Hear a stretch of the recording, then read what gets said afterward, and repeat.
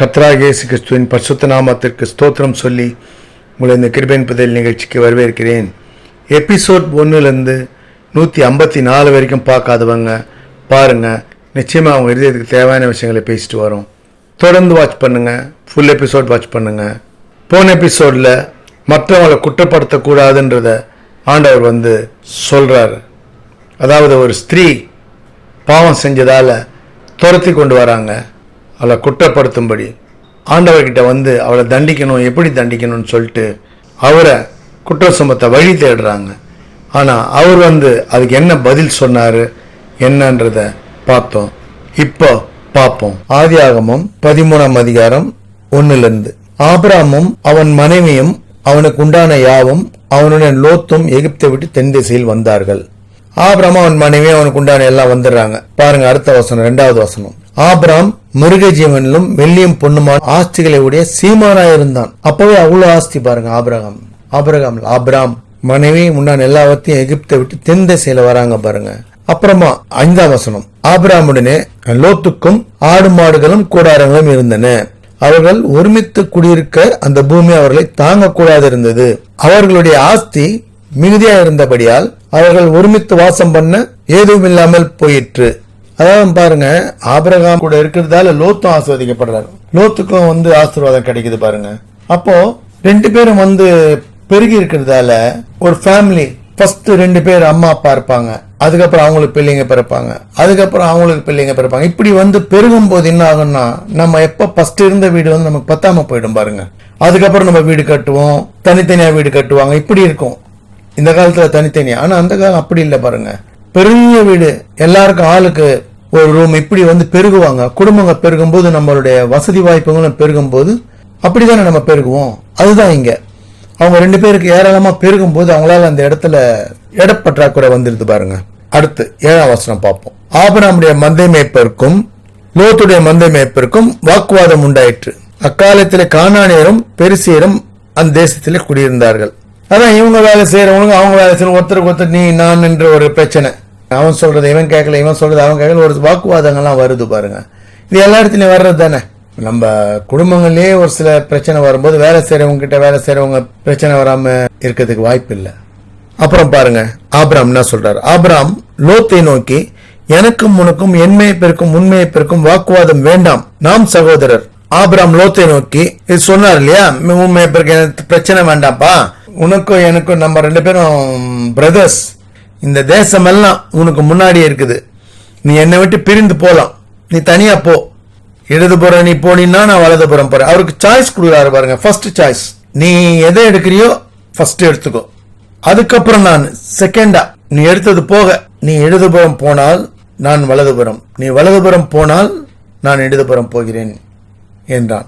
அப்பொழுது லோத்து தன் கண்களை ஏறெடுத்து பார்த்து யோர்தான் நதிக்கு அருகான சமபூமி முழுவதும் நீர்வளம் பொருந்தினதாய் இருக்க கண்டான். கர்த்தர் சோதோமையும் குமாராவையும் அழிக்கும் முன்னே சோவாருக்கு போம் வழி மட்டும் அது கர்த்தருடைய தோட்டத்தை போலவும் எகிப்து தேசத்தை போலவும் இருந்தது. அவன் பார்க்கறதுக்கு பாருங்க, இங்கிருந்து பாக்குறாரு பாருங்க. அவர் பார்க்கும்போது சமவெளி, லோத்து பார்க்கும்போது கண்களை ஏறெடுத்து பார்க்கும்போது யோர்தான் நதி கிட்ட சமபூமி, ஃபுல்லா வாட்டர், நீர்வளம் பொருந்தி அப்படியே நீர்ப்பாய்ச்சலா இருக்க மாதிரி அவர் கண்ணுக்கு நல்ல ஒரு சமபூமி நீர்வளம் பொருந்தினதா இருக்குதுன்னு சொல்லி பாக்குறாரு.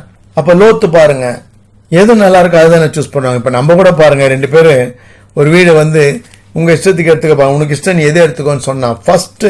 ஆனா யார் ஃபர்ஸ்ட் சாய்ஸ் கொடுத்தா என்ன பண்ணுவோம், பெஸ்ட் எது அது எடுத்துருவோம். அந்த மாதிரி இவர் பாருங்க, லோத் யோர்தானுக்கு அருகான சமபூமி முழுவதும் தெரிந்து கொண்டு கிழக்கே பிரயாணப்பட்டு போவான். இப்படி அவர்கள் ஒருவரை விட்டு ஒருவர் பிரிந்தார்கள். லோத் இஷ்டத்துக்கு இவரை அனுப்பிட்டார். லோத் அவருக்கு பிடிச்ச மாதிரி, அவர் விரும்பின மாதிரி. ஏன்னா ஆபிரகாம் பாருங்க, ஏன் வேல்யூ கொடுக்குறாரு பாருங்க, வேல்யூ கொடுக்குறாரு. சாய்ஸ், நீ ஃபர்ஸ்ட் சூஸ் பண்ணிக்கோ, நீ சூஸ் பண்ணிட்டு அதுக்கப்புறமா நீ எந்த பக்கம் போனாலும் அந்த பக்கத்தை நான் விட்டு கொடுக்குறேன், நான் வேற பக்கத்தை எடுத்துக்கிறேன். எப்படி பாருங்க, அப்பவே ஆபிரகாம் எப்படி விட்டு கொடுக்குறாரு பாருங்க. அதாங்க விட்டு கொடுத்து வாழும்போது பாருங்க ஆண்டவர் ஆசீர்வாதம் எப்படி கிடைக்குதுன்னு. விட்டு பிரிந்தார்கள். ஆபிரகாம் கானான் தேசத்தில் குடியிருந்தான். லோத்து யோர்தானுக்கு அருகான சமபூமியில் பட்டணங்கள் வாசம் பண்ணி சோதோமுக்கு நேரே கூடாரம் போட்டான். இதுதான் பாருங்க, வாழ்க்கையில நாம ஒவ்வொரு முறையும் ஆண்டவர் நமக்கு ஆசீர்வாதம் கொடுக்கணும்னு நமக்கு நிச்சயம் பண்ணும்போது நாம அந்த விட்டு கொடுத்து நடக்கும்போது பாருங்க, அவர் நினைக்கிறதுக்கு மேலான ஆசீர்வாதத்தை நமக்கு தருவார். ஆனா நம்ம அதை புரிஞ்சுக்கிறது இல்லை. அவருடைய அன்பு, வல்லமை என்ன, அவருடைய அதாவது அளவே இல்லை, எண்ணிக்கையே இல்லை. அவருடைய படைப்புகளை எண்ண முடியாது, அவருடைய அதிசயங்களை கணக்கிட முடியாதுங்க. அவருடைய அன்பை கணக்கிட முடியாது. கடல், வானம், பூமி எல்லாம் எல்லாத்த விட மேலானவர் அவர். வானம், பூமி எல்லாம் உண்டாறதுக்கு முன்னாடியே இருக்கிறவர். அப்பனா பாருங்க, அப்ப எவ்வளவு பெரியவர் அவர். இது நாம புரிஞ்சிக்கும் போது நம்ம வாழ்க்கையில அவர் நம்ம நேசிக்கிறாரு, நாம அவரை நேசிக்கணும்.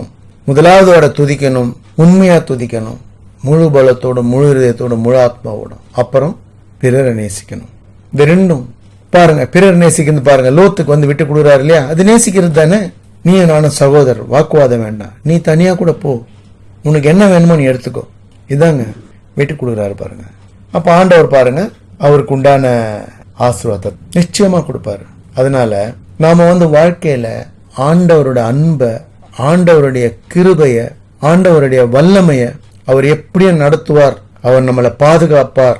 சமாதானமா, சந்தோஷமா நம்ம வாழ்க்கைக்கு தேவையான எல்லாம் அவரால் தர முடியும். ஏன்னா பாருங்க, அவர் ஒண்ணு மட்டும் இல்லைங்க, அவருக்கு எல்லாமே தெரியும் உங்களுக்கு என்ன தேவைன்னு, அது என்ன முக்கியம் வாழ்க்கைக்கு. அது மட்டும் இல்லை, அதெல்லாம் ஆசீர்வாதங்கள் என்ன, ஐஸ்வர்யம் என்ன, உங்க வாழ்க்கையில ஏராளம் தாராளமான ஆசீர்வாதம், பாத்திரம் நிரம்பி வழியும்படி ஆசீர்வாதம், இப்படி நடத்துறவர் அவர். அவர் கண்டிப்பா நிச்சயமா நடத்துவார். வாழ்க்கை மாறும். இக்கட்டான தருணத்தில் இருந்தா கூட நீங்க ஒண்ணு மட்டும் நினைச்சுக்கங்க, அவர் சொன்ன வார்த்தை எதுவும் வீணா போகாது. நிச்சயமாகவே முடிவு உண்டு, உன் நம்பிக்கை வீண் போகாது. இது நீதிமொழிகள்ல சொல்லப்பட்டிருக்குங்க. இந்த வசனம் நிறைய இடத்துல நீங்க பார்க்கலாம். எல்லாம் வீட்டுங்கள்ல எல்லாம் வச்சிருப்பாங்க, ஆட்டோல இருக்கும், இப்படி. ஏன்னா அவர் சொல்லிட்டாருன்னா அது நிச்சயமா முடிவு உண்டு. நிறைய நல்ல விஷயங்களை, ஆண்டவருடைய அன்பை, அவருடைய கிருபைய நம்ம பெற்றுக்கொள்ள முடியும். அவர் கிருபை போதுங்க, நமக்கு எல்லாமே நமக்கு பூரணமா விளங்கும். அதுதான். தொடர்ந்து வாட்ச் பண்ணுங்க, ஃபுல் எபிசோட் வாட்ச் பண்ணுங்க. சப்ஸ்கிரைப் பண்ணணும்னு நினைக்கிறவங்க சப்ஸ்கிரைப் பண்ணுங்க.